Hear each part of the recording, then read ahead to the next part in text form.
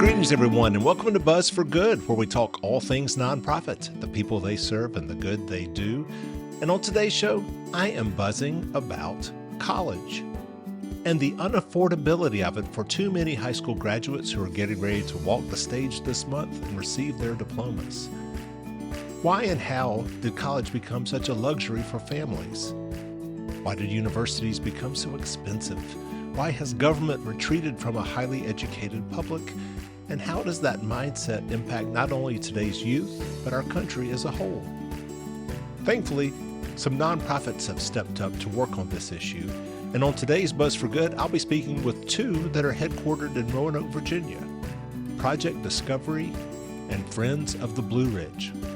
My name is Michael Hemphill. I'm the creator and host of the TV show Buzz that airs on public television and on YouTube, where we feature the great work that nonprofit organizations do, and the marketing professionals affiliated with the American Advertising Federation of Roanoke, who donate their time and talent helping these nonprofits achieve more buzz.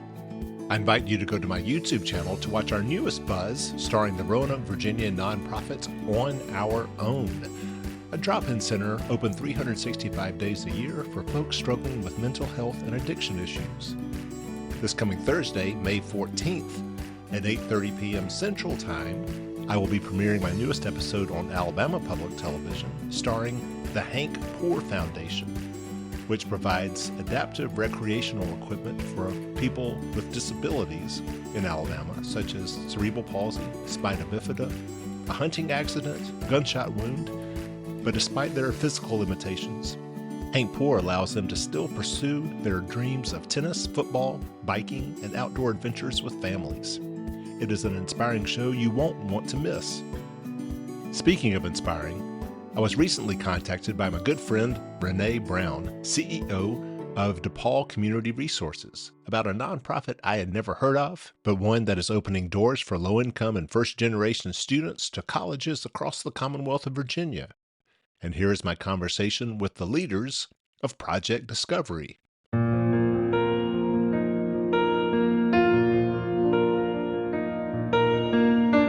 Well, it is my pleasure to welcome here to Buzz for Good, LaShonda Ellington, who is the Executive Director of Project Discovery, along with Angela Williams, who is the Program Director for Project Discovery. Welcome. Thank you. Yes. Thank you. Thank you. Thank you. So, it's this time of year. It's high school graduates are, starting to walk the stage and then contemplate what that next step is. And for many of them, unfortunately, college is not on their radar for a variety of reasons. I'm wondering if you could share with me, kind of in your experience, what is the biggest obstacle that high school graduates have in terms of maybe trying to get to college? Is it cost? Is it expectation? Is it maybe just low achievement in entering school? What is it based on your perspectives? So for us, and I'll defer to Angela after I say what I say, it's a little bit of all of what you just named. So it's for the clientele that we serve, or our customers, we would say that it's more like the cost. Our parents, most of our students are first generation college attendees. So parents don't know the pathway forward. So they're, students and parents are navigating this landscape all alone. So the expectations, right? So Some of them think the cost is going to be too expensive for them to afford. And then some of them are not aware of how much it actually costs. Expectations as to what to expect. I mean, simple things like not being able to come home every weekend, not being the culture, connecting to campus. All of those things go hand in hand, and there are obstacles. So the fun part is getting into college, right? We get our students get those acceptance letters and they're really, really excited. But what we have found is that over the summer, our students kind of lose what's going on. So they get kind of entangled in that financial aid process, right? Yeah. They get entangled into, how am I going to show up to campus that first week? Who's going to move me in?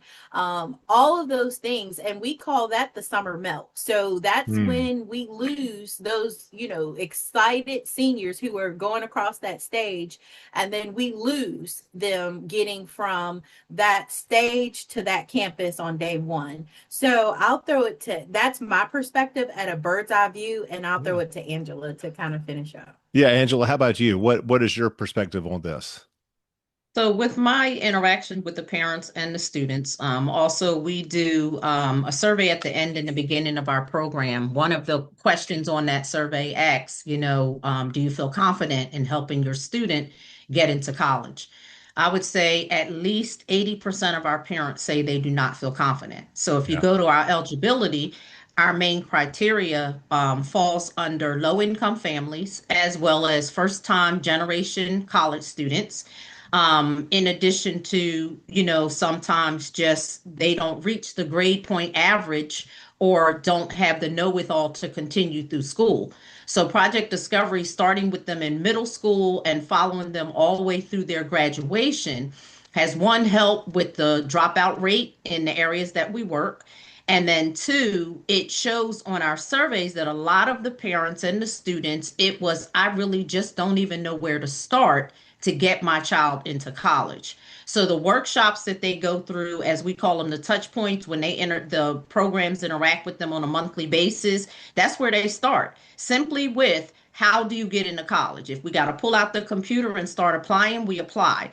I can give you a little bit of statistics over the past five Please. years. Yeah. We've had 4,346 students enroll. Out of that, 2,697 of them fell in that category of low income and also first gen college students. Mm. But the most important thing that I found was 1,152 of those students were senior graduates. Out of that number, 844, which is 73%, connected and went to college, Wow. which was much greater impact from them be able to interact with going into college from high school. All right, would you mind doing all those numbers again? Because those are really important. I want to make sure that our listeners fully And comprehend and them. knowing we've been in existence over 40, is it 40 now years, LaShonda? 40 years. I'm just giving you the last 5 years in which Okay. 43 I've been years. there. All right. Okay. All right. So in the Last five last years. 5 years, we've served a total of 4,346 students. Okay. Out of that, 2,697 of them were both low income and first generation college students. So picturing that, a kid that's in a household where neither parent has ever had the experience of going to college. Mm. And then out of those seniors that's graduated in that large number, it was a total of 1,152 seniors that graduated. And out of that number, 73%, which is 844 of them, went into college and graduated. Wow. Wow. So that speaks volumes. Yeah. Well, I want to get to your program and how you work with these families in a second, but I want to kind of explain kind of the stakes of what's involved here first for everybody. If Yes. I have family members who, went to college, but this was, 30, 40 years ago. And looking at the landscape now, with their kids, they're saying, they're questioning the necessity of college, Yes. and like downplaying it even like, well, all college isn't going to prepare you for anything that you can't figure out on your own, out in the world. What do you say to families who are like, even questioning whether, their kids even need to go to college? You want me to? Well, But I LaShonda. always okay, all right. So I always think of it, and I know it sounds cliche, the more you learn, the more you earn. Yes, you Mm. have students who can come out of, high school and go into to be a plumber, to be an electrician. And we know in those fields where you can learn a trade, I mean, get a CDL once they turn a certain age. We know that you can earn a lot coming out, but what happens? So if you're a plumber, what do you need to, if you want to open up your own business? What if you don't want to work for, a company? You want to open up, you need something to eventually, maybe not right out of high school, to back that up. Like, if you want to be a realtor, of course, you got to do a little bit of education with that. So we always encourage our students and our families saying, okay, if college is not right at this moment, eventually it will be. We do want to look at that. So Project Discovery does not always focus directly on just straight from the pipeline from high school to college. We do focus on trade schools. We do focus on trade certifications, and we do focus on the military route. So, Hmm. but we do want to acknowledge that the pipeline from high school to college has always been our main focus. Yeah. But we do recognize that, and we have adapted over the years. We do all of our coordinators, because we're a statewide. So this is a statewide organization. So we're from Virginia to far Southwest Virginia to the northern neck of Virginia, all the way out to the Eastern Shore. And with that, like the way our program is structured, we have coordinators that assess each student and each family when they enter the program. So we kind of assess and say, okay, right now, some might say, I'm not ready to go to college. So we'll assess and try to help them and say, well, let's look at a trade certification, or maybe the military, or maybe the workforce is good for you. So we do have an individual assessment with each student and an orientation with the family to kind of assess that, because we want to respect the families as well, that say, but we also want to educate the families as well to say, yeah, we may not want college right now, but eventually we will. So let's always keep it in the back of our mind. And as always, Angela, she's the passionate, right? So I kind of give you the hard facts of what we do, and Angela kind of comes in behind me and backs it up. So I'm going to throw it to her again. All right, Angela. Mr. Michael, I say we're products of what we do. LaShonda, although she's the executive director, before this lovely life that she has, she was once a Project Discovery student. Wow. Her father, she has an amazing story, turned in his whole retirement, God rest his soul, so that she could go to college.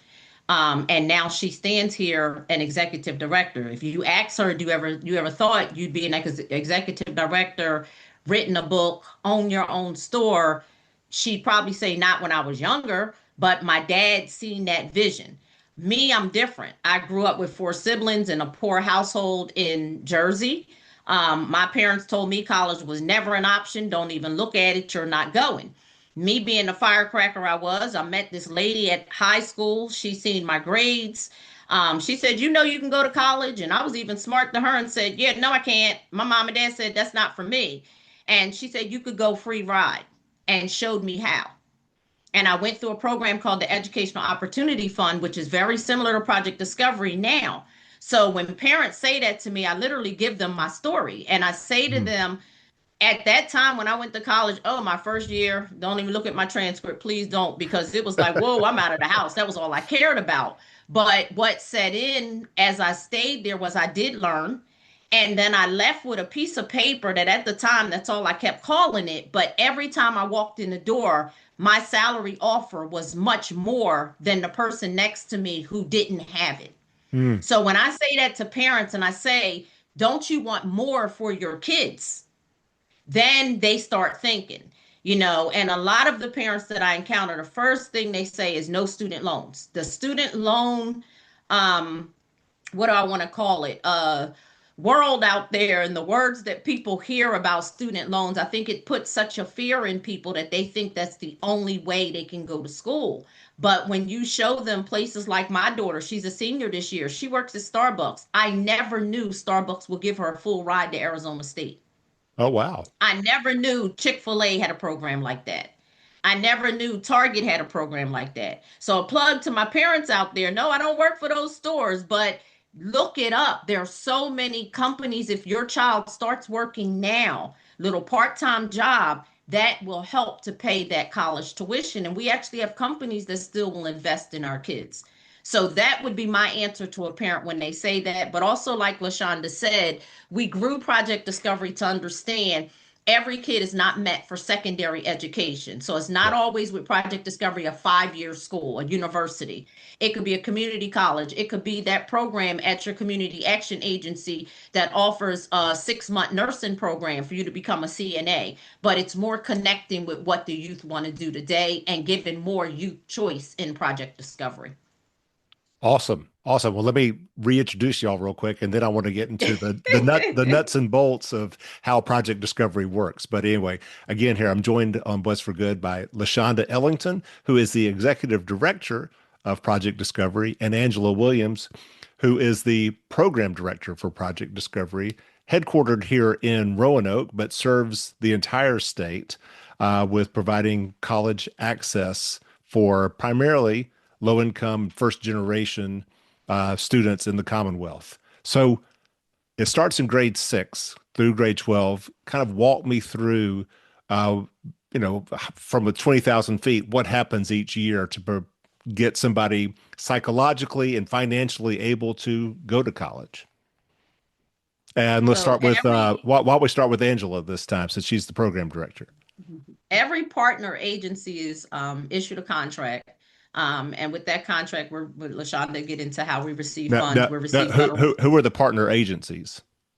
Whew, we have anywhere from Arlington Housing Corporation to Capital Area Partnership in Richmond to Clinch Valley and Whitfield. So it is a variety of names which Okay. you could find on our website. But right now we have a total of 17 partners that we're currently working with. So it's not just school systems. It's community action agencies mainly. Okay. On the Eastern Shore, we actually work with the community college and a foundation there Gotcha. because there is a small matching piece to the funds to this. So with the agencies that we currently work with, they're mainly the grassroots agencies in specific areas, I should say, that showed a need in their area through their needs assessment Okay. for this type of Our view, service. our viewing area probably would know Total Action for Progress is our provider for the services in the Roanoke area. Gotcha. Gotcha. Okay. All right. And so And then they so work yeah. directly with the schools. Okay. So each one of these areas has a partnership with high schools, middle schools, and in some cases, elementary schools. Okay. And they start out with them in 6th grade. We have a calendar of activities that's like 144 activities, anywhere from just how to socialize while you're out, because we found from JMU, James Madison does a study for us to see, does that student literally make it from Project Discovery to the graduation at college. Hmm. And we found that in the ones that did drop out, it was mainly because they didn't know how to maneuver that college campus, or something happened at home and it was like, I got to go back home and work instead of being in college. So we look deep into the information that we get to make sure we build our program. So we start now with that grade level and just working on their mindset. And as you know, the middle schoolers right now are the main ones. So it can be anywhere from an activity of going out to actually learning from the One Circle Foundation and the ECMC curriculums that we use when we're in the workshops with them on the school property. Yeah. It's not And just, then it's as not they just, yeah, it's not just navigating a college campus, but I mean, how to interact with college professors and to you advocate got for it. yourself. Hey, I'm falling behind in this subject, or I can't, I can't afford the meal plan, or I'm having issues with a roommate. And rather You than got just it. kind of letting these things happen and feeling more and more overwhelmed, teaching kids how to and where to get the help that they need in order Yes. to, yeah. And that's the skill set Yes. that unfortunately too many don't know. Yes, from life skills like you just described, financial goals, they do it all the way up until once they hit high school, we literally start taking them on college campuses, Hmm. having them go into the dorm, allowing them to interact in the admissions hall. So it builds them up every year to actually thinking and constantly planning for their future when they leave high school. Wow. Wow. LaShonda, what else? Our coordinators offer a service across the state, and that is teaching the students and the parents the big piece as a parents, how to advocate for themselves from, just being present. And that's what it's all about with Project Discovery, just teaching them how to advocate for themselves, how to speak up. Like there's things on college campuses, like you just mentioned, like, that they just don't know about. The tutoring center. You wouldn't imagine how many students don't know about a tutoring center when they get to a college campus. You wouldn't imagine that. And like another best kept secret is like if there's a student, low income students, how are they getting home on holidays? Like, someone who, was born on first base, we'll say, will be able to know how to, like, their parents are coming to get them from college on, on the breaks. But our students, low to median incomes, they're catching rides, they're hitching rides, they have to catch the bus. But what if they don't have funds to catch the bus? There are services and funds on college campuses that will help them get there and back. Bus ticket fare, airline fare, those types of things. And so we are advocating for our students and letting them know, like, where to find these services on their campus. Not only services, but how to connect to their campus, because if they cannot connect to their campus, they're not going to feel comfortable and stay. So we offer those skill sets, like during the whole, from 6 through 12, on how to connect to your campus, joining groups and, finding that, that you finding your place on the campus so that you'll feel comfortable and stay. You wouldn't imagine how many kids leave a school second semester just because they don't feel that they belong. Yeah. Again, joined here on Buzz for Good by LaShonda Ellington, Executive Director of Project Discovery, and Angela Williams, the Program Director of Project Discovery, which based in Roanoke, Virginia, providing access and opportunity for kids throughout the Commonwealth of Virginia to get to college. And when and why and how did college become so out of reach for so many people? I mean, I remember, it didn't seem like that long ago when, there was the GI Bill, and then there was the Pell Grant, and, and it did not seem like it was such a big deal to get into college. What happened? Yeah. So I'm going to try to wrap this up. I have the Ted Edlick story. I don't know if you're familiar with Mr. Ted Edlick, but he was the executive director for Total Action for Progress for over 40 years. And so he is the pioneer of this. So basically, it started here in Roanoke. And what happened is after desegregation, well, we had that little thing called desegregation in Roanoke. TAP did a needs assessment back in the 70s, early 70s. And the needs assessment showed that brown students were not going to college at the same rate that they were before desegregation. Because when they were at Lucy Addison Middle School before desegregation, they had teachers and counselors that focused primarily on them. And so when they dispersed into William Fleming High School and Patrick Henry High School, they were no longer had that same focus. The caseloads were larger. So Project Discovery was born out of that. So basically, Mr. Edlick and Cabell Brand, they went up to the general legislator and they said, hey, students in Roanoke are not, and they had the research to back it, and students in Roanoke are not going to school to college anymore at the rate that they used to. They're staying home. They had like I said, the needs assessment to back it. And they said, what can we do? And the general legislator said, hey, I'm going to build a program. I'm going to carve out some money. So our funding came out of the same funding as any other college access, the War on Poverty, Lyndon B. Johnson. So that's where our funds started from. We received legislatively appropriated dollars from the general legislator to administer Project Discovery. So they had already had Upward Bound, which is based on a college campus. That wasn't going to work for Roanoke. We had already had, TRIO, which was based in the school systems. Well, the school systems were still failing brown people. So they started Project Discovery. They built this model, how we work this program. And it caught on because more community action agencies said, hey, we didn't want to say anything, but we're having this problem too. So eventually, because we had more than 3 or 4 programs way before I was born in the 80s, Project Discovery incorporated on its own as its own entity as a statewide agency. So we have a very unique model. We are one of three statewide agencies in the state of Virginia, and so that is how we became in existence, and that's how we became to serve over 17 partners across the state of Virginia. So it just caught on, and it just spread like wildfire. So that is the history of Project Discovery, and it's such a rich history. Mr. Ted Elliott can go deeper down in the weeds than I can, but I try to give everybody the general overview.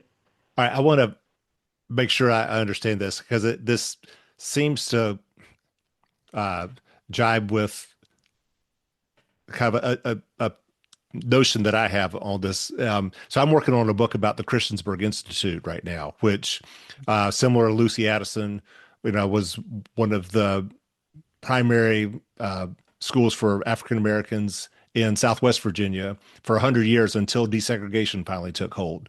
And what I found in talking with some of the alumni from there, as well as those who would have been alumni but then had to go to the previously whites only schools, is that there was a lack of expectation. There was an assumption that, based on the color of their skin, that they were not as smart and therefore didn't, they were put in the remedial classes. And there was no longer this culture of high achievement around them. And therefore, they more likely than not, did not thrive as much as they had, in the segregated school, quite honestly, which is another unfortunate tragedy in how we handle race relations in schools. So are you saying that it was that rather than perhaps a lack of federal funding or for college that led to Yes, the need for Project Discovery? absolutely. Hmm. Absolutely. Mhm. Angela, especially here in the Virginia, yeah, go ahead. especially here in the Virginia area, because I moved here to Virginia 15 years ago. And, coming from the Philadelphia, New Jersey area, um, the focus on education, especially because those areas are so wide, definitely not federal funding like the way TAP fought for Project Discovery to be a standalone agency and still to be standing. Even the program that I did go through, the Educational Opportunity Fund, that's barely in existence anymore. Hmm. Um, and I think a lot of it just has to do with, and I know we stay away from politics, we have to, has to do with just as our administration changes and how, unfortunately, they view the importance of helping, individuals with education. I mean, if we really talked about it, it would start with Head Start. And, Yep. you cut dollars there, and that's on the one end of them being babies. And then you look on the other end of those same brown kids as they get older, now getting ready to graduate high school, is cut that education again, where we just sat here and talked about the importance of Project Discovery. Education is key. Youth are out there acting up because they've lost faith in adults in really making sure they're prepared to go out there into this world. Hmm. So if you look at everything they've set up, from the way they get paid, just likes on social media. I'm now a YouTube star, I'm a TikTok star, and I don't need a job. What do I need an education for? Hmm. So what the work they made their own world because they no longer trust us. Yeah. And then you have the ones that's left, which is the majority, that don't become the football star, the rapper, the real estate agent, all those big dreams they have, and they fall back on us. But again, I say, it's a mixture of both. It started, back then in separation, but now it's a fight to actually let not just our politicians, but our world see education is the key to Yep. changing the negativity and everything that we're going through. Because the more people learn and understand, one, we're all alike, two, we need each other, and then the rest of everything should fall into place. We would continue to make sure things like this are funded across the United States, not just so much in the Virginia area. I mean, like LaShonda said, her job is, I'd say, beyond 100%, going out there and fighting to make sure every single year we have our money. Hmm. Well, The statistics mean nothing, unfortunately, but we know without this, half of these kids might not have even made it to the graduation stage. Hmm. So the impact alone, we know it's important to help them know we see you, we know what you want for your future, which makes them feel like they have a will to want to continue to be here. Yeah. Well, I don't want to jeopardize your nonprofit status here, but so this is coming from me, but it comes down to, what we choose to do.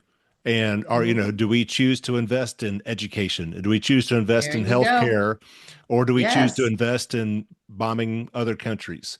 there you And, go. and it's a choice. It is a choice that we make. Don't say that we can't afford it. All right. We can Mhm. afford it, but do we choose to afford it? Do we choose to not cut our taxes? Do we choose to, you Exactly. know, not invade other countries? Do we choose to, well, anyway, all the things are, like I said, that my words, not yours. I don't want to jeopardize your status here or standing with our public officials. But sorry, We appreciate you. Lashondra, you were going to say something?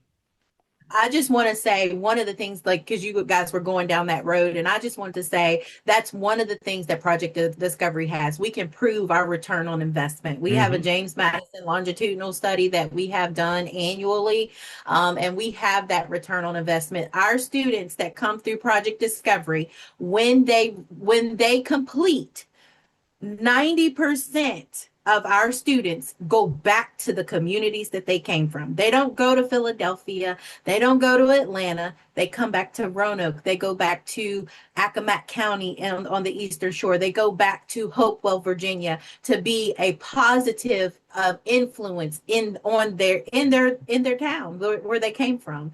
So that is our return on investment with Project Discovery. It's not, so we just said we're one of the best kept secrets in Virginia, because we prepare students to go out into the world and come back into their communities to better their communities.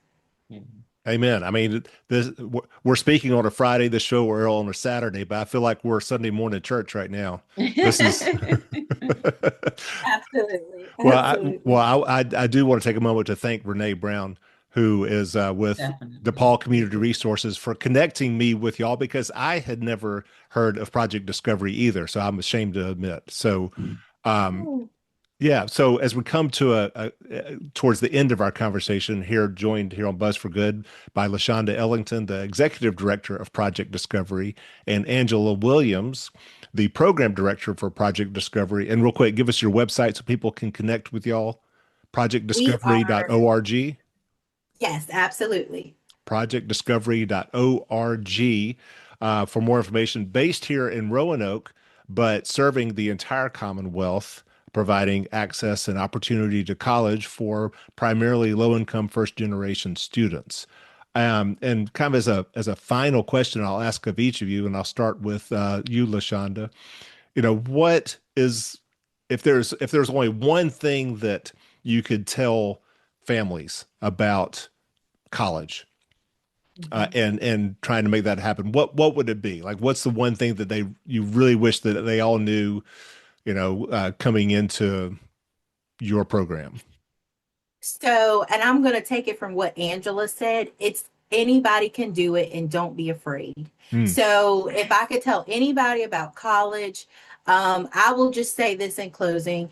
I was not going to go to college. I went to William Fleming High School, graduated in 2001, go Colonels. And they brought over Verizon over to the school, and they were paying in 2001 $15 an hour, which was a lot of money back then. yeah. I was not going to go to college. Had I not been involved with Project Discovery, had my dad said, no, you're going to college, I would have been 43 years old, 42 years old, laid off because Verizon is only a wireless company no more. It's not who has a landline. I would have been laid off, no skill set but typing and talking on the phone customer service.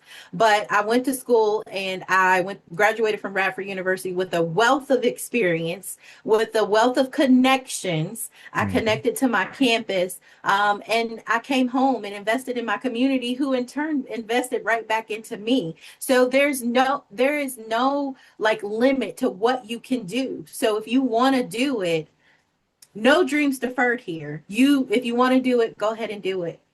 Yep. We have to think beyond the dream. So Lovely, lovely. And Angela?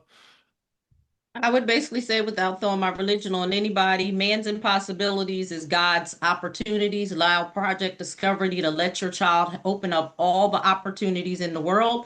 And you sit back as a parent and just keep patting that child on their back. But Project Discovery can help your child instead of you having to do the overwhelming amount of work it takes today to find the money and find the right school that fits your child. And just remember, when you hear Project Discovery, it doesn't mean a 5 year, 4 year institution. It could mean anywhere from helping them get into the military to getting on their right career track to getting into trade school to getting into that college. Mm, amen. Amen. Well, LaShonda Ellington and Angela Williams with Project Discovery, thank you so much for coming on to Buzz for Good and for being a Buzz for Good for all those kids out there who are dreaming bigger than what they think is possible. So thank y'all so much for your work with Project Discovery. Thank Thank you. you, Thank and you I for appreciate having what us. you're doing. Yes. Yes. Thank you. Thank you. And once again, more about Project Discovery at their website, projectdiscovery.org.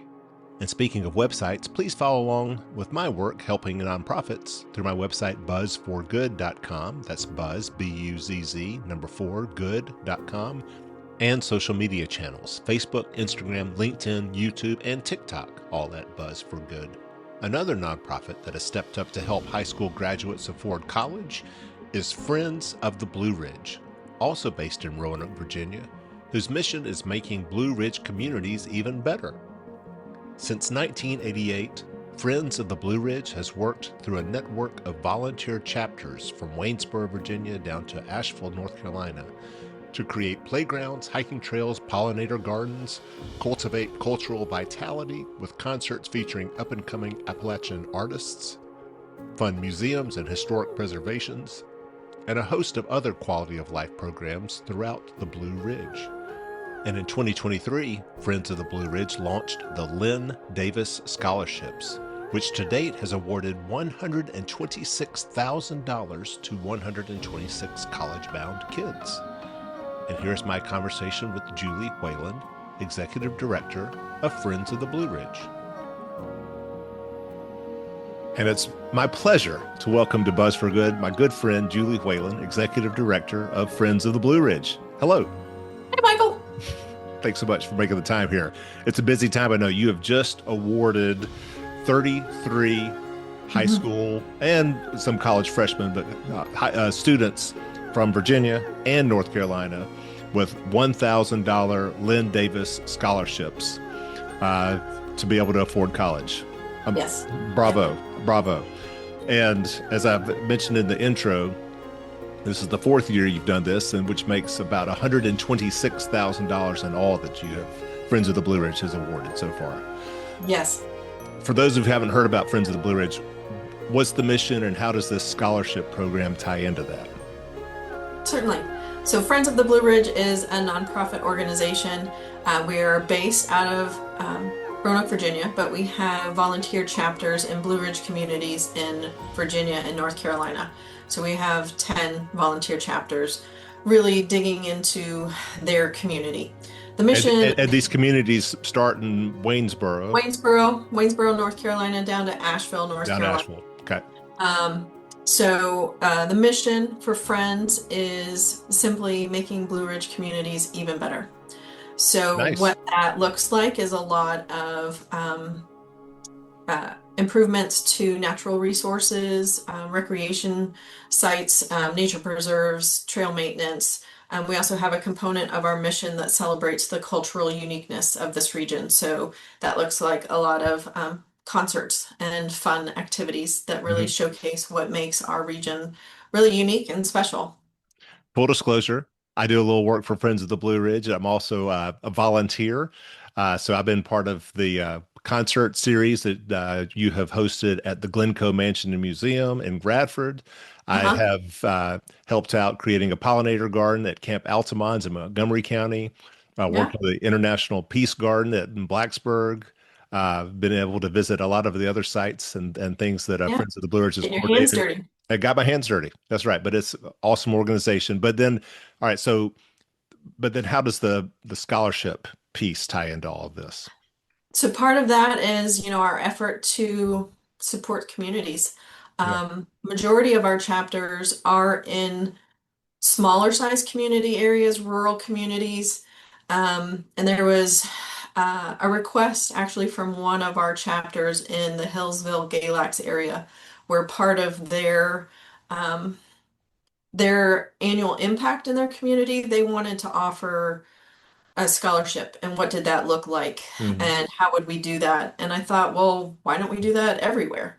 Yeah. So that really was just this one little seed of this organization, this program for the organization that's been really amazing.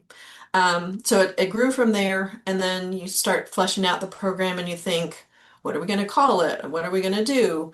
So we really wanted it to honor not just the heritage of the region, but the heritage of the organization. So we Mm, named it after one of the founding members of the organization, Lynn Davis, who was instrumental in creating this organization in 1988.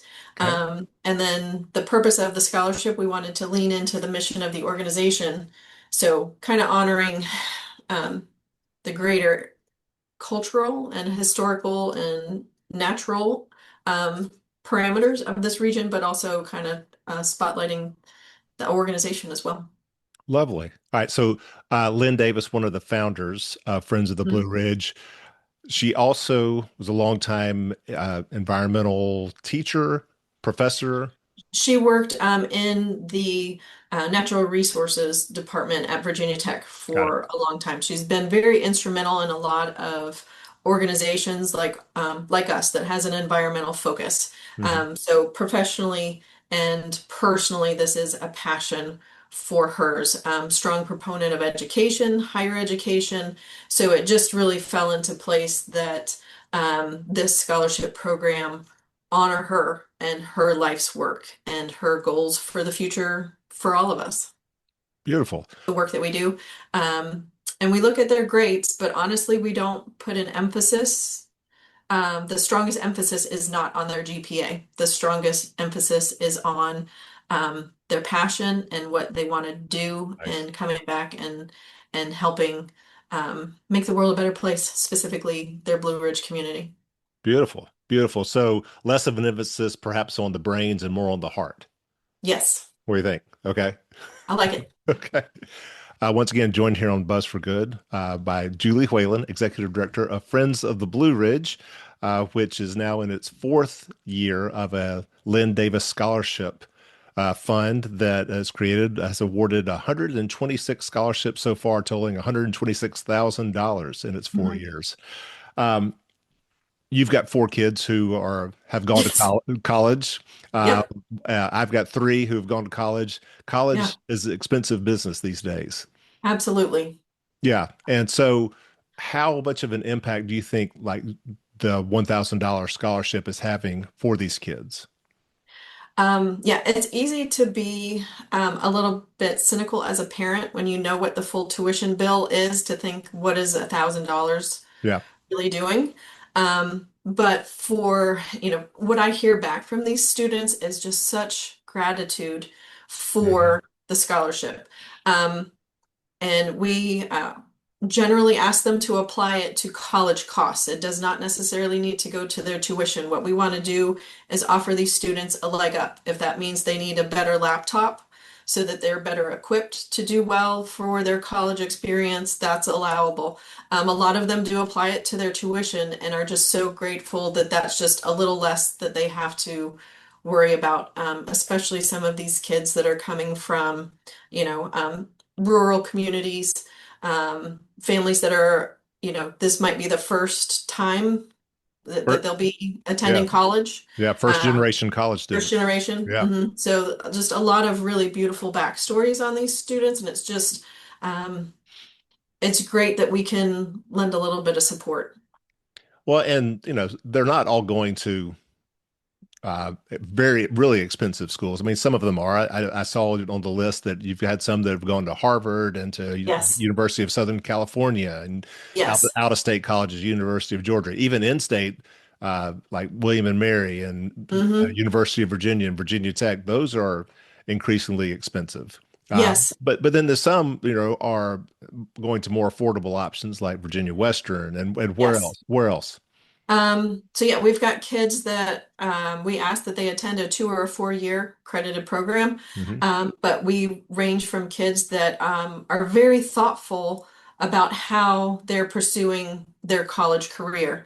And they'll state in their application that they are going to start at the local community college. So we've got kids going to, technical centers and local 2 year colleges that with intentions to transfer to some of the bigger state schools for their third and fourth years of college. So just real strategic and thoughtful Yeah. and financially responsible Yeah, and that much thousand more than that I thousand was yeah, that $1,000 can really pay was off. farther there. Yeah, right, right. But then, so we've got kids doing that track, but then we've got students that are going to Duke, Princeton, Harvard, and then the by far largest segment of our applicant pool, with about 30% of applicants are attending Virginia Tech, which Wow. based on is pretty cool. I knew it was high until, but I didn't really have a number around it until very recently. And it makes sense based on the purpose of the organization and the scholarship that a lot of those kids are landing there doing um, environmental engineering, environmental science types of things. But yeah, to see that it was 30% of our applicants, which I feel like that's Lynn Davis at play. That's where her Mm. career was spent, and it's kind of like her magic over the program is she's channeling a good portion of these kids to a place that she holds dear. Well, there's some environmental vibes coming out of Virginia Tech from Lynn Yeah. Davis that are drawing some of Yes, these they're drawing recipients these there. students in. I love it. I love it. Again, joined here on Buzz for Good by Julie Whalen, Executive Director of Friends of the Blue Ridge, talking about the Friends of the Blue Ridge Lynn Davis scholarships. They just awarded 33 scholarships to kids from all over Virginia and North Carolina to pursue degrees that will one day, I guess, be paid back by making Blue Ridge communities even better. Can you share anything about maybe what you've learned about some of these kids who've applied and like what are their dreams and hopes and as it pertains to the mission of Friends of the Blue Ridge? Yeah. Overall, these kids are phenomenal. Just as a pool of applicants, the 200 or so that we've received over the 4 years, just reading about these students and what they want to do and what their passions are is really one of the great joys of this job Mm. for what I do and for the our selection committee. You leave this program, for the year after you've reviewed all of this, feeling really great about it. We've had kids that from North Carolina that jumped in big time with Hurricane Helene Mm. relief. Um, you know, Finding ways to rebuild their communities and support that and wanting to go back. There's a student that wants to pursue environmental engineering and sustainability because he would like to return to his community and make sure that when they're rebuilding or building for the future, that they are limiting the damage that's done from big storms. So just Mm. like I lived through this, I want to try to prevent it in the future. Yeah. That's really awesome. A handful of students have had that life experience and it's really shifted what they want to do and come back to their communities and make them even better. Got a handful of students that are musicians and want Mm. to honor the legacy that we have in this area with bluegrass and old time music. There's an applicant, an award recipient from this year's class, Bayla Davis, who is Viola going to Davis. Berkeley's College of Music, and she wants to come back to North Carolina and kind of have her own mini school to Mm. teach younger kids Yeah. to the beauty of the music that we have. So she's got she's the oldest of 6 or 7 siblings, and they've got a family band, and she's the lead of that. And they're phenomenal. Yeah. Um, so that she's going on to study it. A lot of our applicants who dabble in music, like it's a hobby, but this is one of the few that it is their career choice, and pursuing it at a music school. So that's really cool that we had that for the first time this year to tap into that portion of kind of the mission. But yeah, these kids are really amazing. Yep. Yep.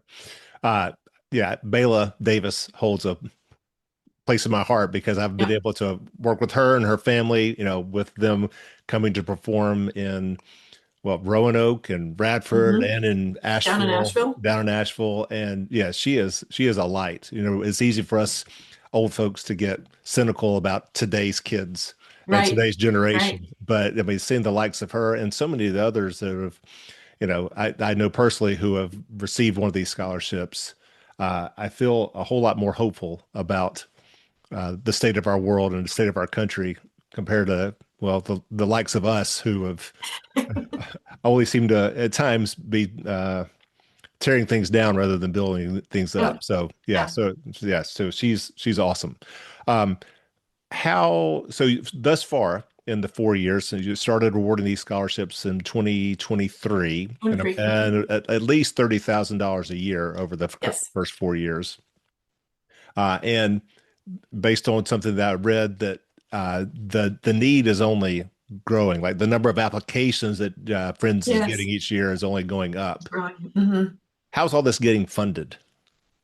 Currently, the program um, it came up so quickly and we wanted to implement it right away. Hmm. We have carved out a portion of our operating budget every year from our program expenses is kind of reserved for the scholarship program. So right Hmm. now, the $30,000 to $35,000 we're doing each year is funded by contributions and donations from our volunteers and our members, as well as the Virginia specialty license plate that Friends of the Blue Ridge has, is a huge proponent of funding that.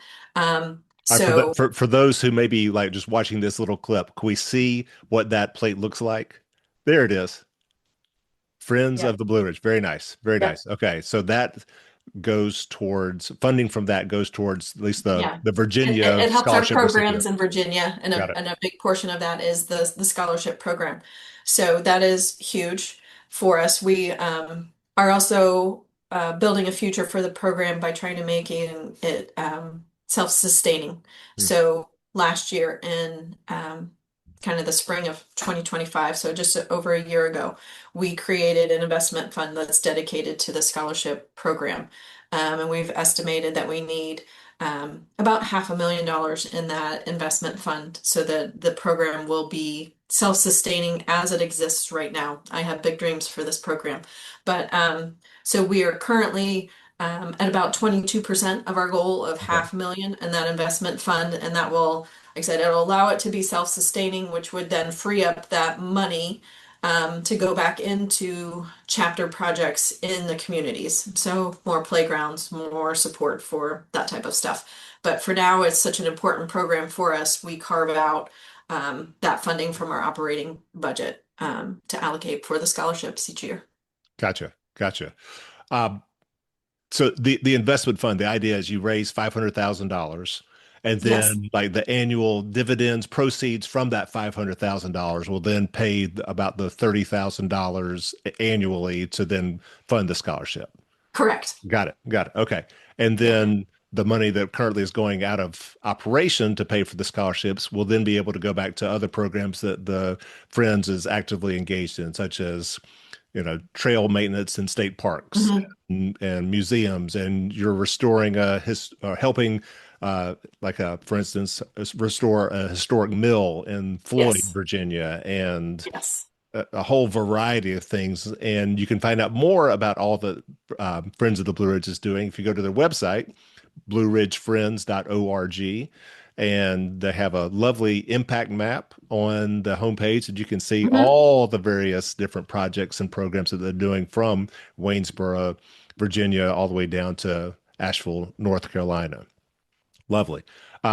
coming to an end of our conversation here with Julie Whalen, Executive Director of Friends of the Blue Ridge, which just awarded its fourth year of scholarships, the Lynn Davis scholarships, for college-bound kids who want to pursue degrees in environmental science or cultural studies or something that will then one day be paid back by helping Blue Ridge communities be even better.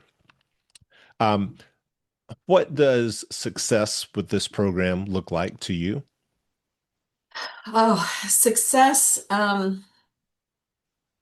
Success is short-term or immediate success is just helping students from our local communities get a leg up on their future. Yeah. Um, College is not getting cheaper. Not getting cheaper, which And there's less and less government support to make it affordable. yeah. So there's a lot of dependency on scholarships. Yeah. And speaking to that, dreams for the program. I don't know that it would define success, but would we love to be able to give a higher dollar amount? Absolutely. Sure. Maybe more. Not just 30, maybe it's 50. We've talked about what does it look like if we grow this program to support undergrads that are going on to a master's or PhD in some type of environmental science or a research program. So would really love to step up the impact that this program does. Right now, we feel so strongly about it that we do have to say, we're not able to do some other community projects because we have put such a priority on the scholarship program. So one, it would be great to get the program self-sustaining so that we can put more back into, assets into local communities, but also look to grow the program, the scholarship program specifically to do even more. Mm-hmm. What that looks like, I don't know, but options, let's chase them. Yeah. So how do you know that you're having an impact with some of these kids? Great question, because you really wonder. And I think we're close to 100% of these kids send some type of thank you note back to us. And I just got one the other day from somebody who was awarded a scholarship this year. And it was just really sweet. And so she says, thank you dearly for selecting me for the Friends Founder Lynn Davis Scholarship. This money will go towards a hefty tuition cost. My family and I have been struggling financially, and this amount towards college has taken a bit of the burden off. I am truly grateful. Thank you again. And that's the type of stuff where Wow. you're just that's why I love this program. Yeah. I love this program. And it's this is the type of response that we get from, all the kids going from community college, up to the student who's at Harvard is just so grateful. Gratitude. Yeah. Yeah. Well, that certainly gives me a whole lot of more hope for the future of, certainly our region, if those are the kinds of kids that we're inspiring here. So awesome. You're special. Yeah. Yeah. To find out more about Friends of the Blue Ridge, you can go to blueridgefriends.org. What else would you like for people to know about Friends of the Blue Ridge and this scholarship program, moving forward?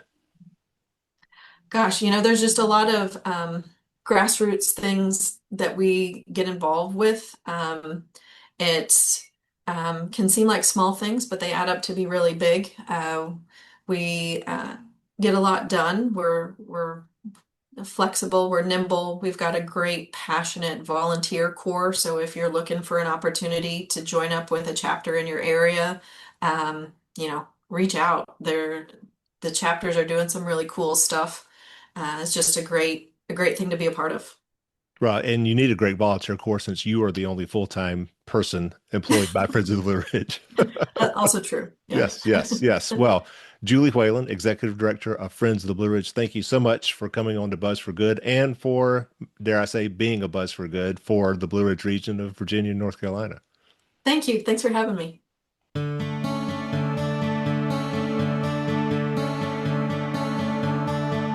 That'll do it for today's Buzz for Good. Thank you so much for tuning in and staying connected with our work, highlighting and helping nonprofits. You can find out more through our website, buzzforgood.com, and our social media channels on Facebook, Instagram, LinkedIn, YouTube, and TikTok, all at Buzz for Good. Until next time, please continue being a Buzz for Good and supporting the nonprofits that are working tirelessly each and every day, making your community an even better place to live. Bye now.